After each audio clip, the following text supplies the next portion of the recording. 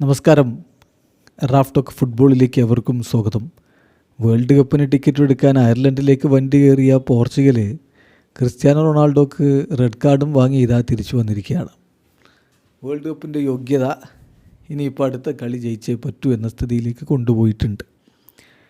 എന്താ സംഭവിച്ചത്? അയർലൻഡിനോട് എന്താണ് സംഭവിച്ചത്? 2 ഗോളിന് പൊട്ടി, ക്രിസ്ത്യാനോക്ക് റെഡും കിട്ടി.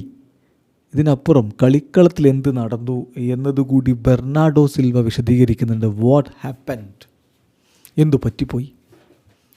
അദ്ദേഹം പറയുന്നത് ഇതൊരു ടഫ് മാച്ചായിരുന്നു. അയർലൻഡ് ശരിയാണ്, ഞങ്ങൾക്ക് ഗെയിമിൻ്റെ കൺട്രോൾ തന്നിരുന്നു, ബോൾ പൊസിഷൻ ഞങ്ങളുടെ കയ്യിലായിരുന്നു. പക്ഷേ അയർലൻഡിനൊരു സ്ട്രാറ്റജി ഉണ്ടായിരുന്നു. അതായത് അവർ ഡിഫെൻഡ് ചെയ്ത് നിൽക്കും, എന്നിട്ട് അവരുടെ കൗണ്ടർ അറ്റാക്കുകളെയും സെറ്റ് പീസുകളെയും അവർ ആശ്രയിക്കും. അതാണ് അവർ ആസൂത്രണം ചെയ്തത്. ഞങ്ങൾക്കിതിനെക്കുറിച്ച് ധാരണയുണ്ടായിരുന്നു. പക്ഷേ ഈ കളി അവരുടെ ഫേവറായിട്ടാണ് പിന്നെ കാര്യങ്ങൾ പോയത്. ഞങ്ങളുടെ എക്സ്പെൻസിലാണ് അവർ ജയിച്ചതെന്ന് ഞാൻ പറയും. ഈ ഗെയിം എക്സ്ട്രീംലി ഡിഫിക്കൽട്ടായിരുന്നു. കാരണം ആ ട്രാൻസിഷനിൽ ഞങ്ങൾക്ക് ബോൾ കൺട്രോൾ ചെയ്യാൻ പറ്റിയില്ല. അവരുടെ ഫസ്റ്റ് സെറ്റ് പീസ് അവർ ഗോൾ സ്കോർ ചെയ്തത്.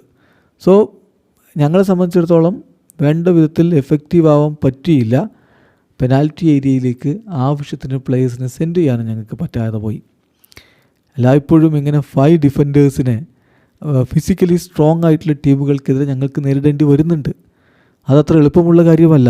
പെർഹാപ്സ് ഫുട്ബോളിലെ ഏറ്റവും ഹാർഡസ്റ്റ് ആയിട്ടുള്ള കാര്യം ഇതാണ് എന്നാണ് എനിക്ക് പറയാനുള്ളത്. എന്തായാലും ഇങ്ങനെയുള്ള എതിരാളികളോട് കളിച്ച് എനിക്ക് പരിചയമുണ്ട്.